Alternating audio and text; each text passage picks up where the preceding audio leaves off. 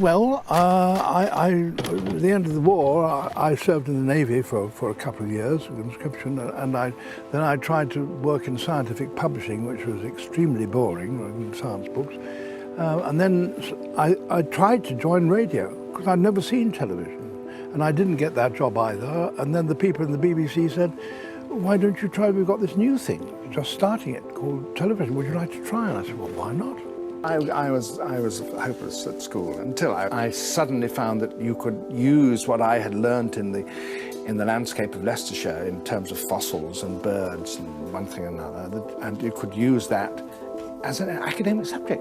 And how did you get to being in front of the camera and in with the gorillas and all that? Well, because something went wrong, and the person I was supposed to be doing it with, because they were live programs, he was ill, I was the only person there. I cooked up an idea with a friend of mine who was curator of reptiles in London Zoo, that we could go with them to see how these animals were caught in the wild. And we would film them being caught. And then for the close-ups and so on, we would get these live studio sequences. And that was the origin of Zoo Quest. So you then started climbing the hierarchy at the BBC. You was a controller of BBC Two. I get lost in those higher ranking, but you were very, very high up, weren't you? People obviously know David very well from his role in front of the camera. I think they probably don't realise he introduced colour television to the BBC, famously on Pot Black. What was fun was finding out about these things, and it became fun to tell other people about it. And then you decided you didn't want to do that and go back to program making? Yes, I did it for 8 years, which is quite a long time to do an administrative job, and I got more fun out there than up here. Did you ever regret that you could be now, the Director General, the chairman? Mad. Can't help jumping. That was a trapdoor spider. David's got this boyish enthusiasm, and he's as keen and enthusiastic about what he's doing now as he was 50, 60 years ago when he started. Kids understand the natural world and are fascinated by it. So the question is, how did you lose it? How did anyone lose the interest in nature? And certainly I never lost it. But suddenly, out onto the track, about 70 or 80 men suddenly jumped out of hiding and ran down towards us, brandishing spears and waving knives. I walked towards this screaming horde of men, and I stuck out my hand, and I heard myself say, "Good afternoon."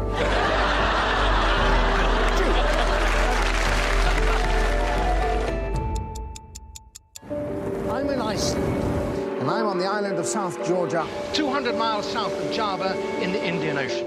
One of the things that makes David's contribution so unique is his voice. It's this beautiful, calm voice that has become the voice of nature. We've grown up with it. I've witnessed the natural world at its most fascinating and vibrant. But I've also witnessed startling changes. Changes that are today threatening our very civilizations. He's aware of what we have, and that we might not be able to see it if we don't do something, if we don't change our behavior. Our economies and political systems are unconsciously predicated on the belief that nature will continue to be a benign and regular provider of the conditions we need to thrive. What we do in the next few years will determine the next few thousand years. No one has done more than Sir David Attenborough to explain the facts of life of this planet to more people around the world. Ladies and gentlemen, the recipient of this year's Special Recognition Award is the very great Sir David Attenborough.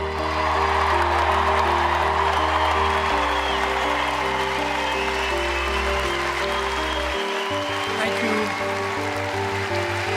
Thank you very, very much.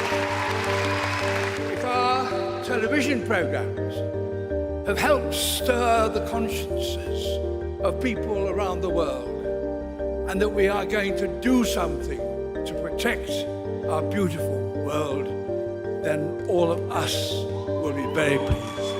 Thank you, sir. We hoped that Blue Planet 2 would open people's eyes to the damage that we are doing to our oceans and the creatures that live in them.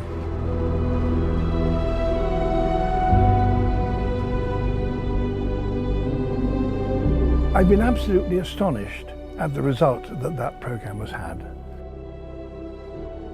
I never imagined there would be quite so many of you who would be inspired to want change. No plastic straws!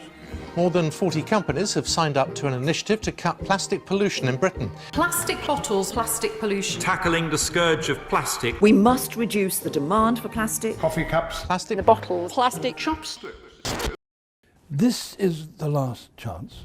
Don't waste things. Think this world is precious. Think your time is precious. Think that the rest of the natural world is precious, and all those things need cherishing.